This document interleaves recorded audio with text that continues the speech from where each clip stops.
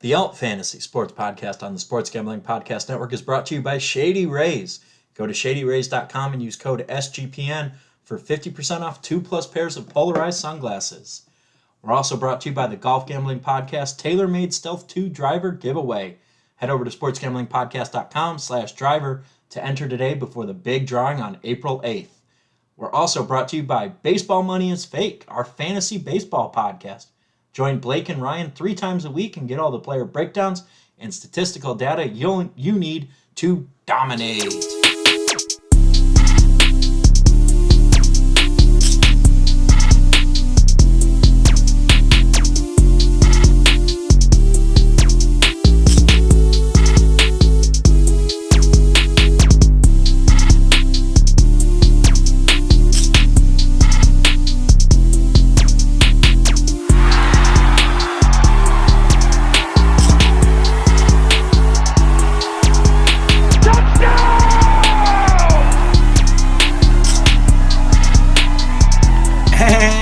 Welcome to another week of the Alt Fantasy Sports Podcast. I am Adam Pelletier, and that is Justin Mark, a.k.a. Caitlin Clark's other burner Twitter account who's into alt football. Justin, how you doing tonight? Hey, we haven't talked in 2 weeks since I was not fault. here last week. You stuck me having to have a guest on last week who was good. It was enjoyable. Yeah. It was nice to have a new voice on there. But I missed you a little bit. I'll be honest. I missed you, Justin. It just wasn't the same. Missed you too, bud. There we go. All right. So, Justin, we're going to hit the XFL quick because, quite frankly, your XFL fantasy season is either getting ready to get going, in which case you drafted a good team, or it's in the shitter. So who cares? Because it's week 8, week before the playoffs start in most leagues. 3 weeks left of the XFL season. Justin, let's talk about these games. We had a Sea Dragons Renegades game where the Renegades continued to be absolutely putrid offensively. Who stood out to you there from a fantasy standpoint? Well, nobody on the Renegades. I guess Devonta Smith had 2 touchdowns, but this was all Sea Dragons. Jordan Veazey, I know there's a lot of mouths to feed, but he looked good. Had a big 47-yard catch, so we've said it before, if you can get pieces of the Sea Dragons, grab them. Yeah, you got to throw those guys like Jordan Veazey or Juwan Green or Josh Gordon. They're a flex play every week. And on the Renegades, Davion Smith, not Devontae Smith. Wrong league there, wrong position. Davion Smith being the physical bruising runner we all knew he was going to be coming into this year. Drew Plitt, not terrible, and Victor Bolden got involved. But other than that, this Renegades offense continues to be putrid. We'll see what Luis Perez does. Yeah, I imagine he's got to start next week. But the biggest news out of Seattle is the Philip Lindsay signing. So, yes, Justin, where do you stand on that one? Oh, I love that move. He's a hard runner, but he also can catch the ball out of the backfield very well. So I think he's going to fit this offensive scheme very well. I mean, to me, it's an indictment of TJ Hammonds and Darius Bradwell. Like, you have guys who have been with you all year, and you're going out and bringing in a guy who was on an NFL roster last year, and you're bringing him for a 3-game showcase. He's going to get work. As soon as Philip Lindsay is available on waivers, this is a move. That's a guy that you blow your fab on. Whatever fab you have left, you bid it. You need to go get Philip Lindsay today because he's too good to not. Even if you're going to miss the playoffs, do it so that somebody else doesn't get him. Yeah, you got to keep that guy off of your opponent's roster. So, anyways, moving on to the next one. Next game, San Antonio and Vegas. San Antonio, that offensive line has taken out more quarterbacks than any defensive line in the XFL has at this point. For sure. My ribs hurt just watching Kurt Banker get drilled. Yeah, very rough game for him. He looks decent. Nothing jumped off the page, but he looked decent until he got hurt, of course. So unfortunate for him. Landon Akers looked good. He came back from injury and put up some good numbers. So that was nice to see. But otherwise, not much to talk about for the Brahmas. Yeah, I mean, definitely Landon Akers looked good. Jaquez Patrick was the guy we thought he'd be. Got check down work. You're starting Jaquez Patrick every week, though. Fred Brown, kick return touchdown. That's a little interesting. And a receiving touchdown. Our So first big kickoff return of 2023. Don't Right, forget yeah. we had one in 2020. And we'll see what San Antonio does. San Antonio probably in the market for a quarterback because I don't think Benkert's going to roll out there with broken ribs. Yeah, agreed. And on the Vegas side, Jalen McClendon came in and was an absolute revelation, just firing on all cylinders, making Brett Hundley look incompetent, quite frankly. Yeah, the overpaid backup Hundley, nowhere to be seen, and McClendon looked good. Almost matched his college touchdown total, so that was nice. In one professional game, you got to be wondering why wasn't Jalen McClendon starting in college? Yeah, for sure. And looking ahead, with quarterback short, go get Jalen McClendon. My only concern is the Vipers are the only team that's been eliminated from the playoffs. So, do they keep playing? Do they keep pushing it down the field, or do they kind of give up on themselves? I don't think they're going to give up on themselves. I think in a small league like this, especially where guys, yes, you're eliminated, but you're going to play hard because you're playing for your next contract. True. Guys playing for their next contract are always dangerous. It's why we love in week 17 and 18 of the NFL season looking at who has what contract incentives. And so give me the Vipers. That's a team that's got nothing to lose. They're going to be loose. They're going to be playing hard. I'm excited to see them play down the stretch here. Yeah, I'm excited to see if McClendon can keep it up.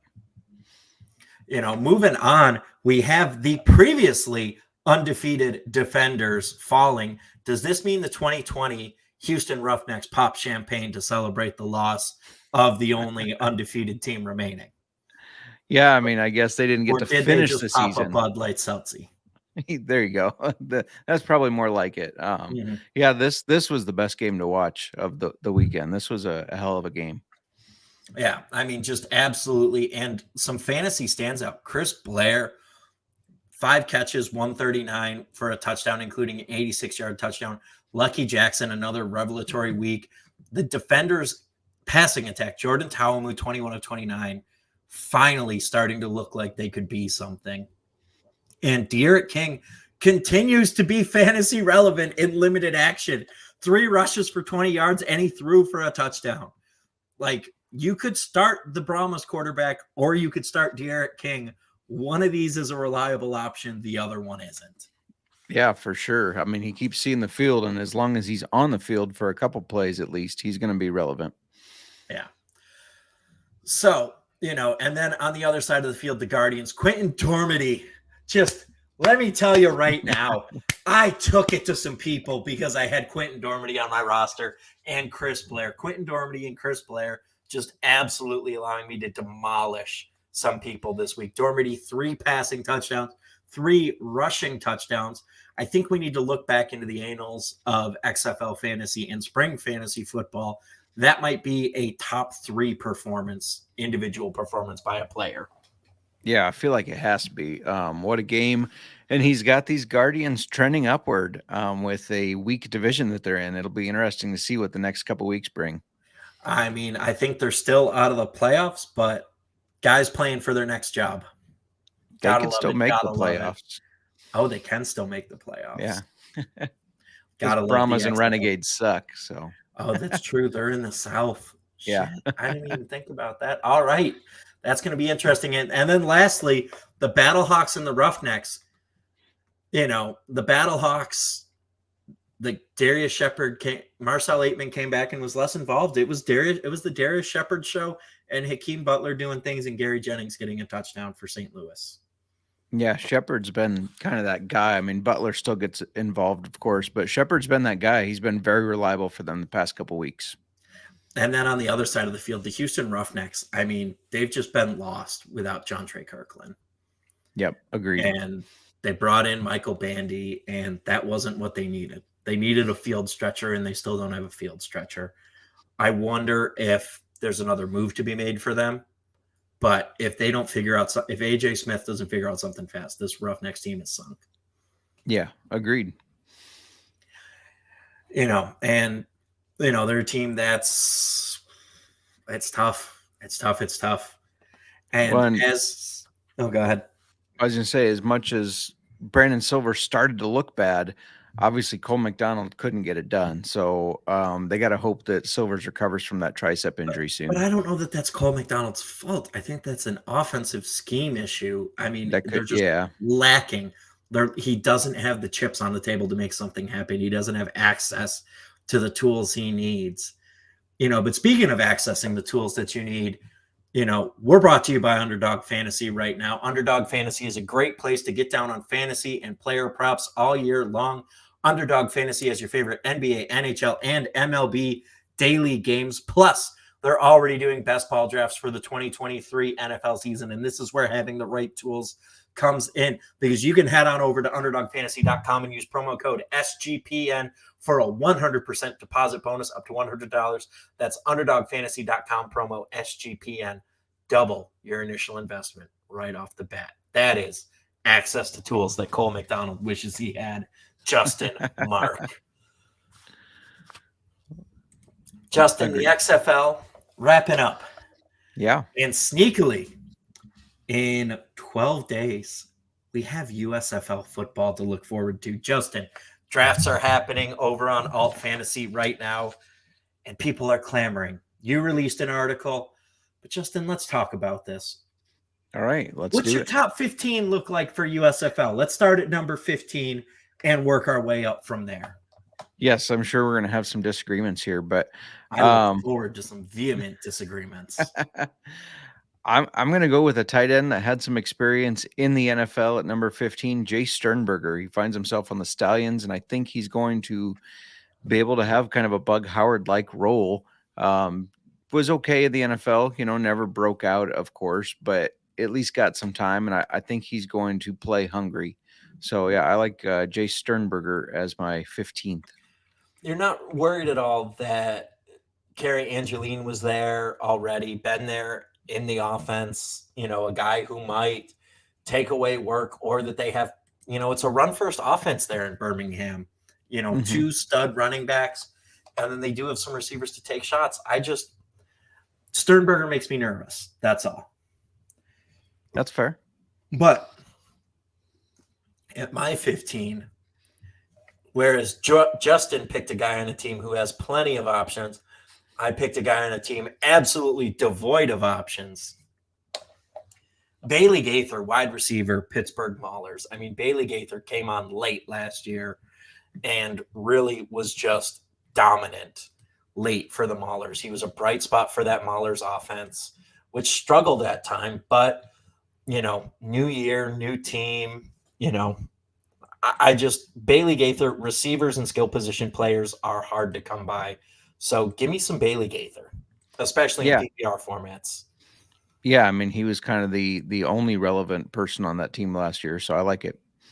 I mean, he finished last USFL season with 24 catches for 328 yards and 4 touchdowns. I mean, just a nice, reliable season. He's a guy who gets open, great safety blanket for all of his quarterback options. Did you have Gaither falling in anywhere on your list? I did not. I stayed away from all Maulers. And I had Sternberger off of mine. So we're off to a good start here. We're giving people diversity. So moving up to 14, who you got there? I got the Mark Thompson. Sorry, switched off the wrong screen. Running back for the Gamblers. He had some good games last year. I think they're going to keep continuing to get him involved. So, yeah, I got Mark Thompson at 14. 14. You have him all the way down there. I've got Mark Thompson at 10. I just feel like let's talk about Mark Thompson in a little bit here when we get to him at 10. Let's not bury people now at 14. I've got Jordan Sewell at 14, wide receiver, Philadelphia Stars. Where's Sewell slotting in for you right now? I was stuck between either putting him or Chris Rowland at 11, and I ended up going with Rowland just because I heard you mention Sewell before we met here today. So I'm just going to put him just outside my 15 because I could have had him at 11 instead of Rowland, but I think they're both very valuable fantasy pieces. Yeah, I mean, I just look at Jordan Sewell last year, 37 catches for 379 and 3 touchdowns, 58 targets. That makes him, He was top 10 in targets, top 10 in receptions. He was a guy who was getting consistent work there in Philly, and he and Bug Howard were right on top of each other. And then you got to go a ways to find Chris Rowland all the way down the list of pass catchers there in Philly. And I just think Jordan Sewell has that rapport with Case Cook, is going to maintain it. And, he's a guy who's produced. All right, you talked me into it. I'll put him at 11 instead of Rowland. I'll switch him. All right. 13. Who are you looking at there? Johnny Dixon of the Breakers. Ooh. Yeah, speedy guy, can make some big plays. And I like, it'll be interesting to see what the Breakers look like without Kyle Sloter, or maybe since he got cut, he goes back there. But yeah, I like Johnny Dixon. The disrespect for Johnny Dixon all the way at 13. Johnny Dixon is a top 10 USFL option. He's with a Kyle guy Sloter. Is McLeod Bethel Thompson an upgrade? Are we sure he isn't? Are we sure Akil Glass isn't an upgrade?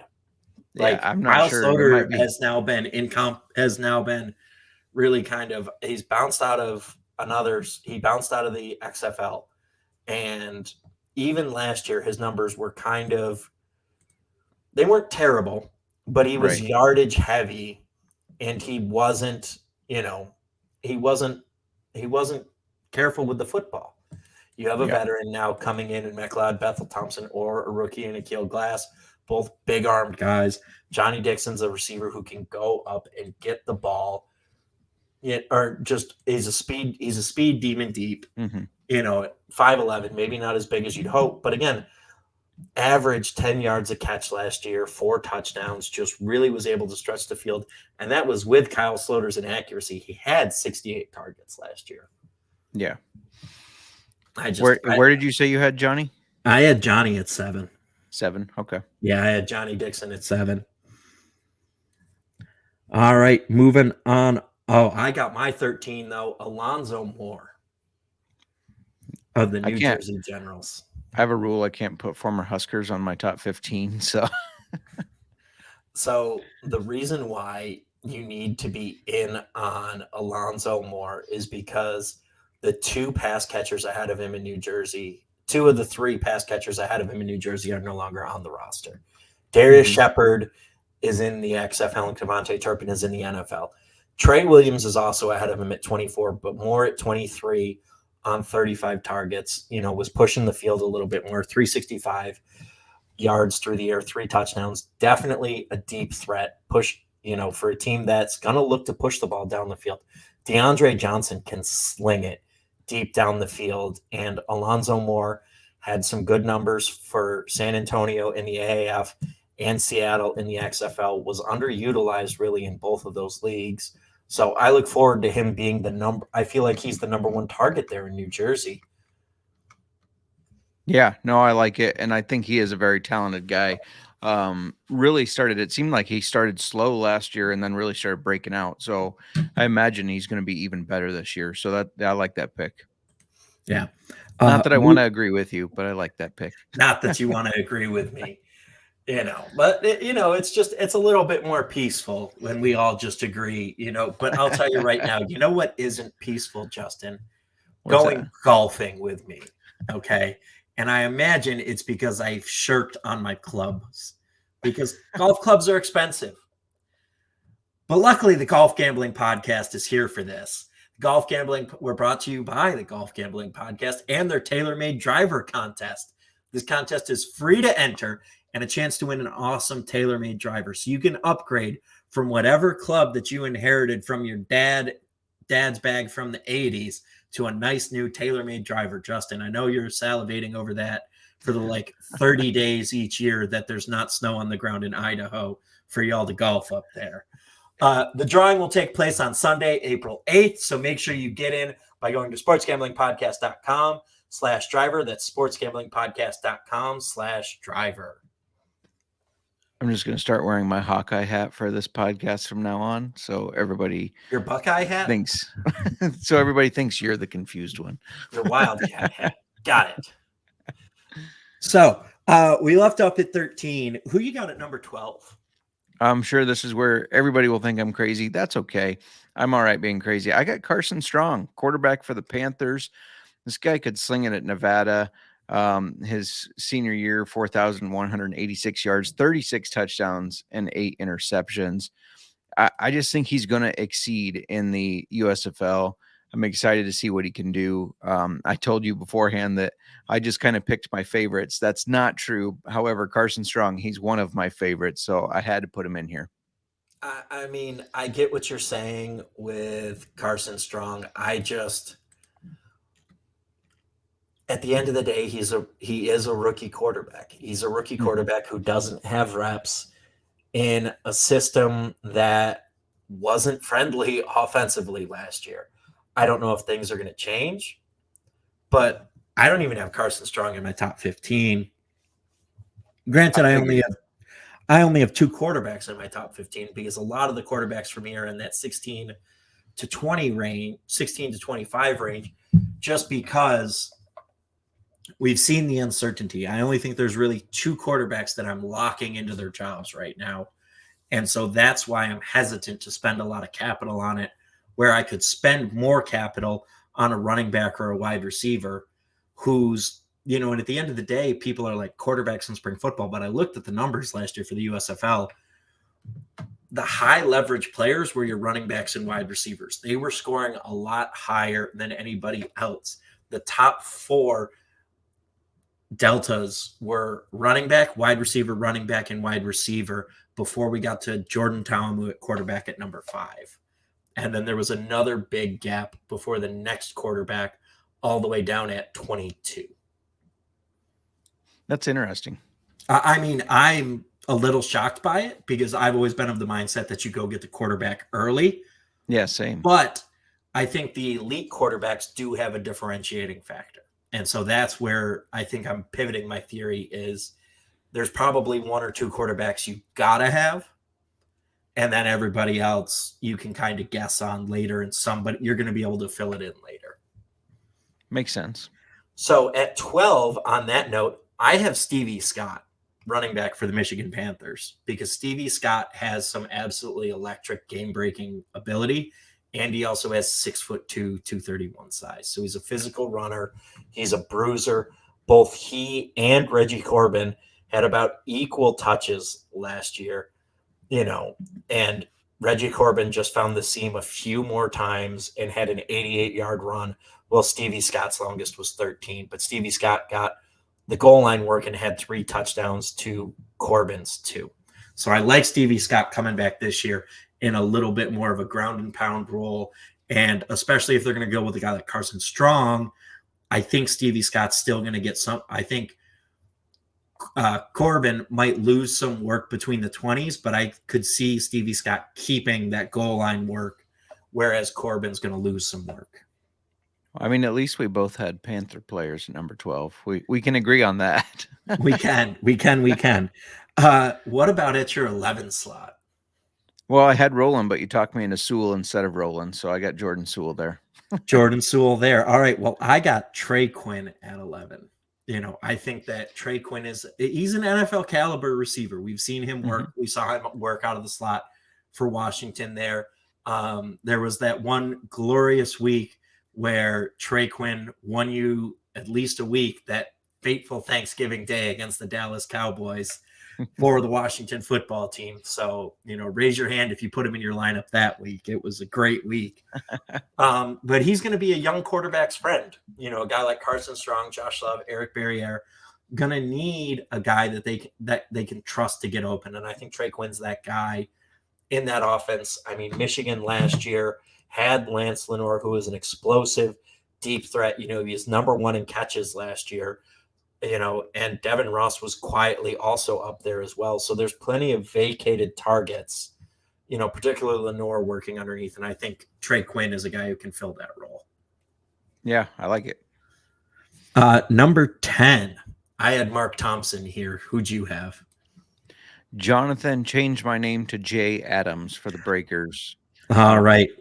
Yeah. You want to talk about Jonathan Adams first or Mark Thompson? Because I got Jonathan Adams at 8. So now seems as good a time as any to talk about Jonathan Adams.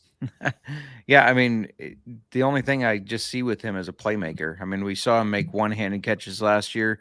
He did that in preseason in the NFL. He's a guy who can go up and get the ball, and he's a big red zone target. I know he didn't get a lot of touchdowns last year, but he is a big red zone target that hopefully they utilize better. So yeah, I'm a big fan of Jay Adams. Yeah, I mean, 3 touchdowns last year really speaks volumes to that, especially with, again, we talked about Sloter's inaccuracies in the red zone and his inability to get touchdowns. Also Jonathan Adams, 6'3". Yeah. A lot of corners you're going to get in the USFL and XFL are going to be guys who might have some athleticism, but are going to be undersized and unable to play. Jonathan Adams at 6'3" is going to be able to victimize those guys. And with whoever is going to be throwing him the ball in New Orleans, whether it's going to be McLeod, Bethel, Thompson, or Akil Glass, or Davis Cheek, they're going to enjoy having a guy with 6'3" who can go up and get the ball. And he had 400 yards last year, good for, a top, 5th most yardage in the league, and 31 catches, 3 touchdowns. Touchdowns are fluky. That could change really quickly for Jonathan Adams. Yep. Especially with Sal Cannella out of the fold in New Orleans as well. And number 10, Mark Thompson. For me, Mark Thompson, we talked about it a little bit, just an absolutely physical, bruising runner, averaged 4 yards a carry, 2 touchdowns. Those numbers are low. Those are going to go up. This Houston offense was abysmal in the red zone last year, and I think they got a coaching upgrade this year. Yeah. And so I'm excited to see Mark Thompson now with some more reps and, a more commitment to a running quarterback who aren't the biggest. So they're going to need Mark Thompson at the goal line to just put his head down, get the 2 yards, and get in the end zone. Yeah, for sure. Number 9, who'd you have there? My guy. If you've heard me talk USFL, I've talked about him before. Bug Howard. Used to play receiver at North Carolina, plays tight end in the USFL, and is just one of those guys that is really hard to cover. I love Bug Howard. We are in alignment here. Bug Howard at number 9. Again, you just hit all of it. He had 30 catches for 371 and 4 touchdowns last year. He started to ball out for the AAF late in the year for the Atlanta Legends before having a cup of coffee with the Denver Broncos and the Buffalo Bills and the Tampa Bay Buccaneers. Now back again. Look for Bug Howard in Philly. Case Cookus is going to need guys to throw the ball to. And no one is a better friend to a quarterback than a big-bodied tight end. But also just do keep an eye on. He is on the inactive list right now. Yeah, I did see that. I don't know if he's just got a lingering issue or injury. I know that's why he got cut out of the NFL. But I think he'll be all right. We hope so. Just have that caveat that Bug Howard might not be someone you're going to target necessarily early because of that. So then my number 8, we talked about Jonathan Adams. Who'd you have at your number 8?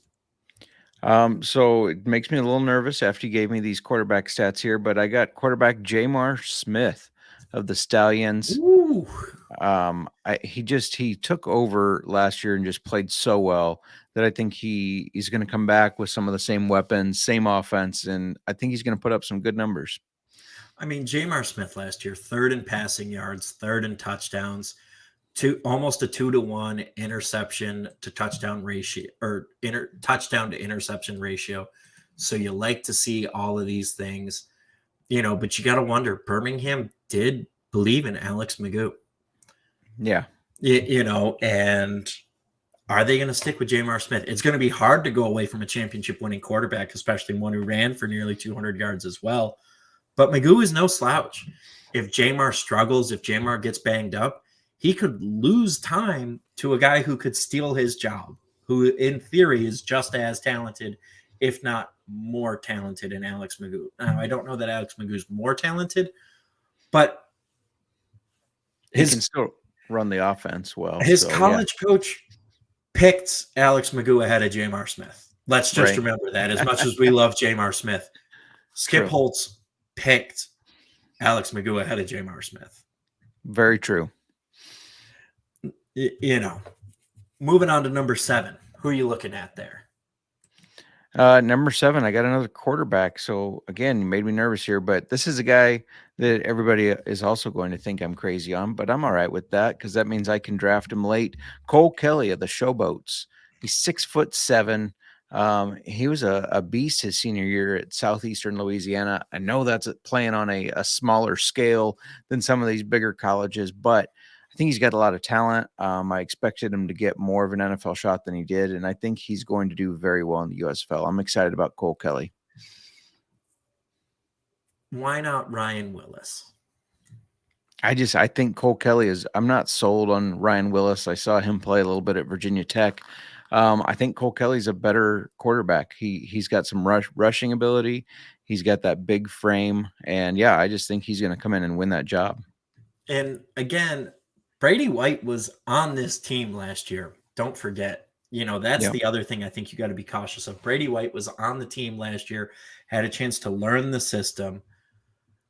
The Showboats make me nervous at quarterback. I'm going to be honest. They're probably the team that I'm most nervous about their quarterback situation, just because them and the Maulers, I don't necessarily see a clear dominant force there.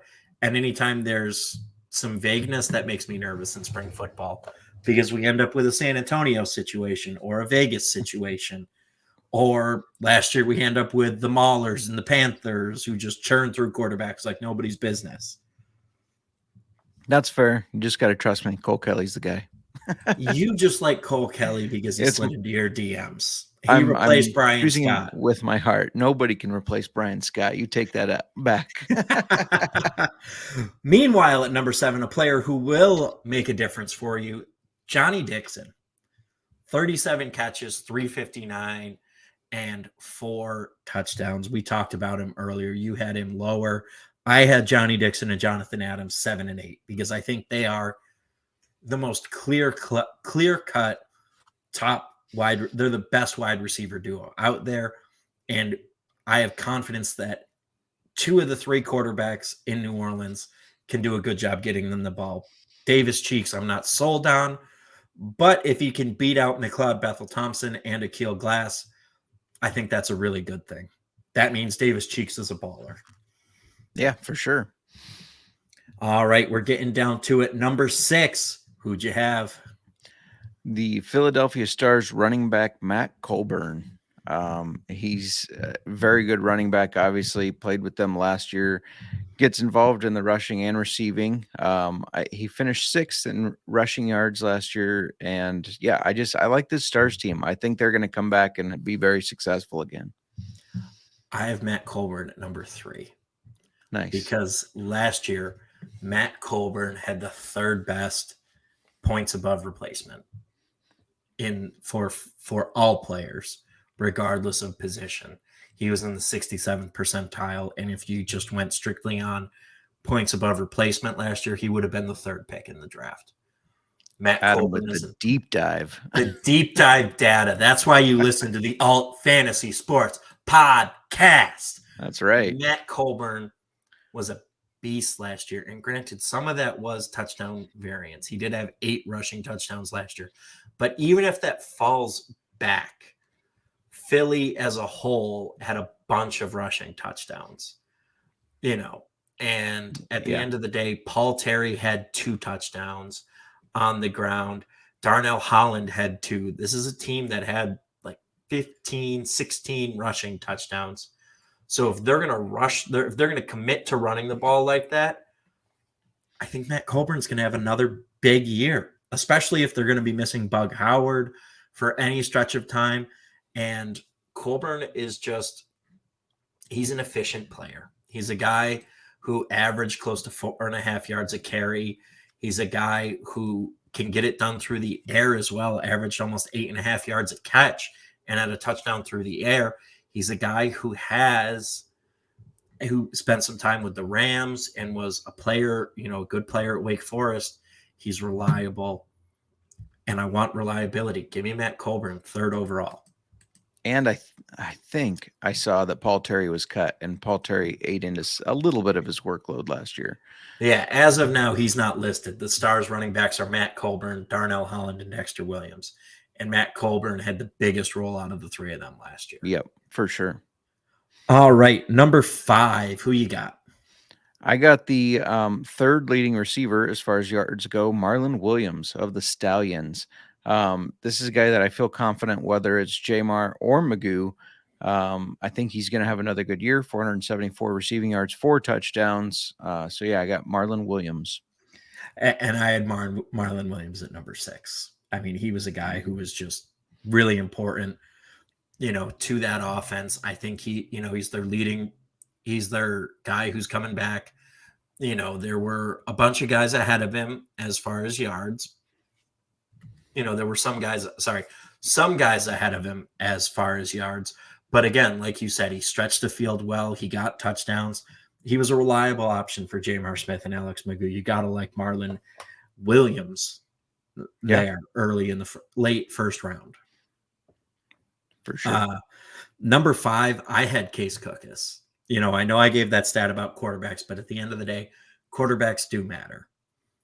Quarterbacks do matter. And Case Cookus last year put on a clinic towards the end of the season. He was a guy who threw for a bunch of yards, finished 5th in total yardage, 12 touchdowns to only 5 interceptions.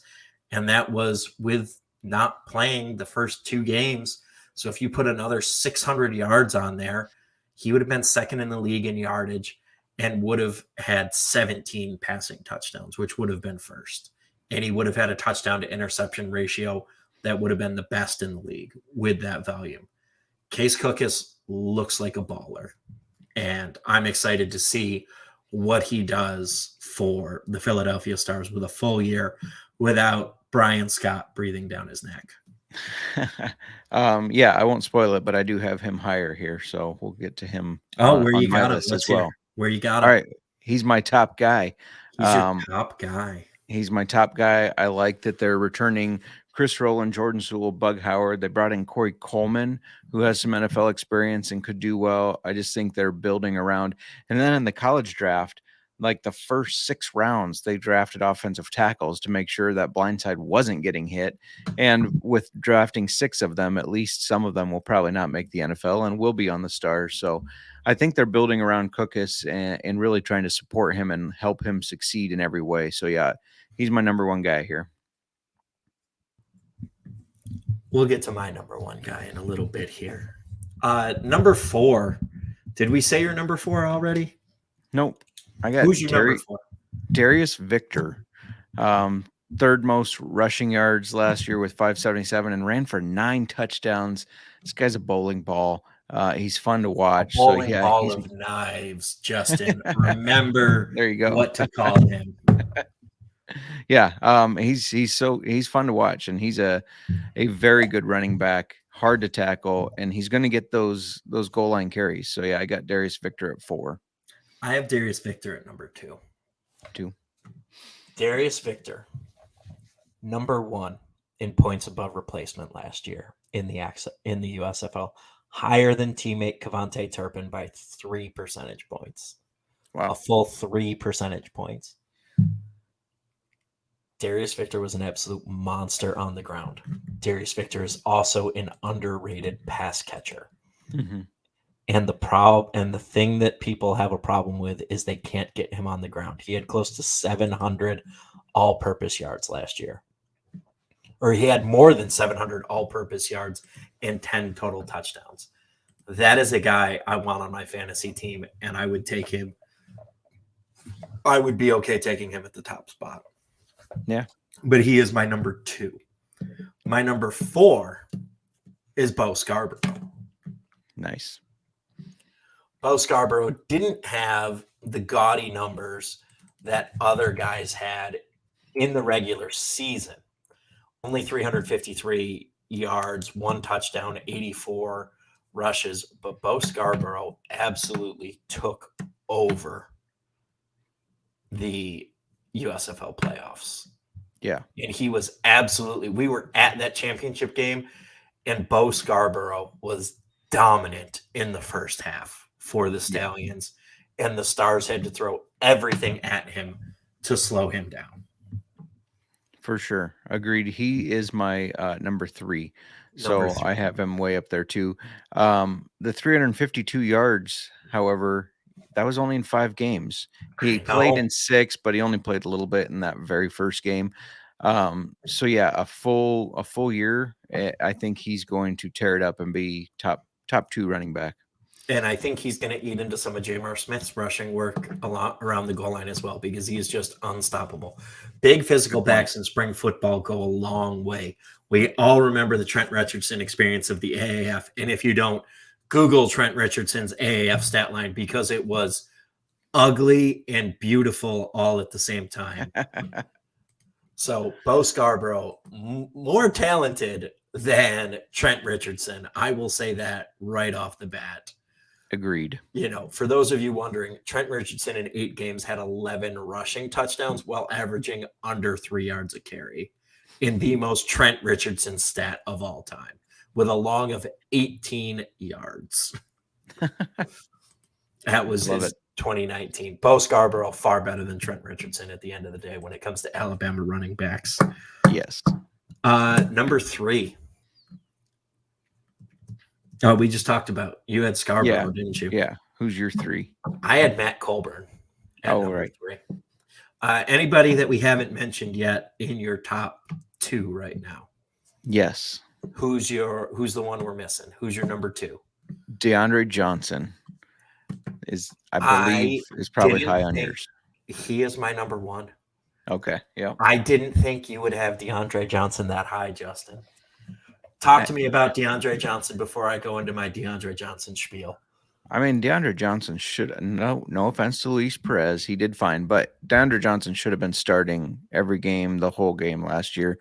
He's better throwing the ball. He's got a cannon for an arm, and he runs. He's such an athlete. 310 rushing yards, 4 rushing touchdowns, and and that's just his rushing stat line. His passing stat line was good too. So I think he's going to have the full job now, not split it. 72% completion percentage, his 700 yards through the air, his 10.3 yards per attempt, his 102 passer rating. Yeah. Luis Perez limited this New Jersey Generals offense. 100%. If Bart Andrus had played DeAndre Johnson, the Generals would have won the USFL championship. And you can book that. If DeAndre Johnson stays healthy for all 10 games in the playoffs, he is going to rewrite the spring football record books. Jordan Ta'amu had 2,000 yards last year in the USFL. DeAndre Johnson can surpass that because he has – you could see it kind of on TV, but Justin, I was at that semifinal. And when DeAndre Johnson got on the field, it looked like it was a whole different game that was being played. Right. Because he has an NFL caliber arm. His decision-making might not be there, but Bart Andrus can make it work, and I think Bart Andrus can coach him up. If he just replicates, if you combined him and Luis Perez last year, 1,972 passing yards, 11 touchdowns to 3 interceptions, not to mention close to over 400 yards rushing on the ground. Yeah, he's an athlete. He is a beast. And I don't know how you're not going all in on that, because when you look at the New Jersey Generals roster, Kyle Lauletta doesn't blow me away.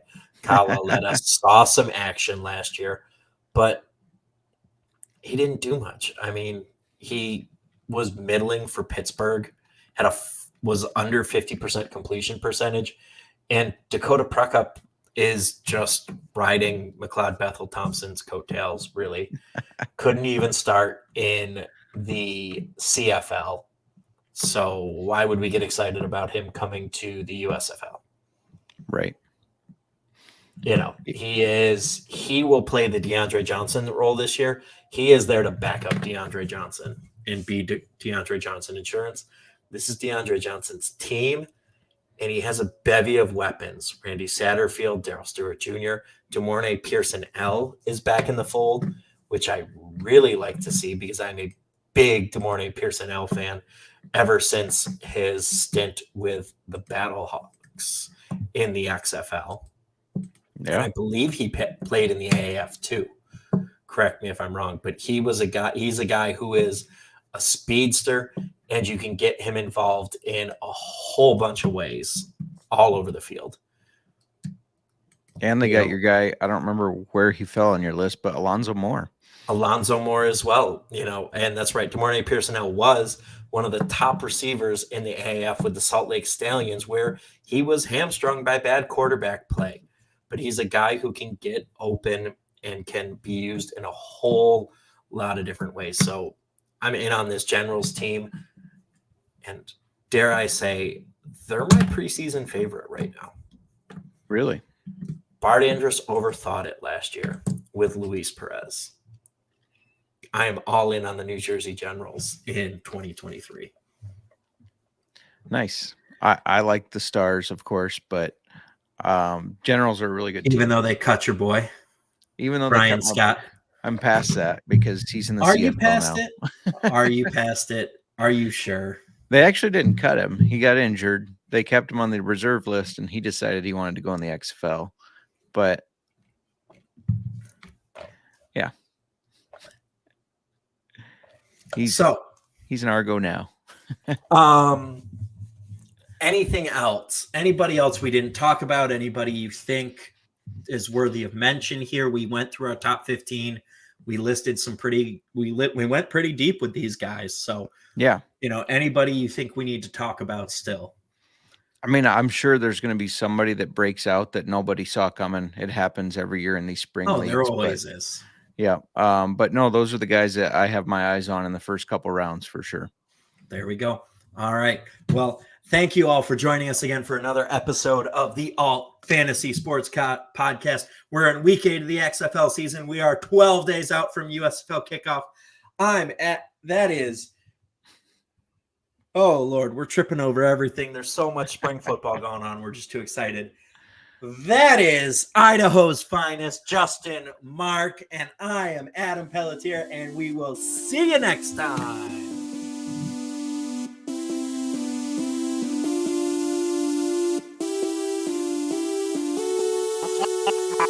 Nova Production.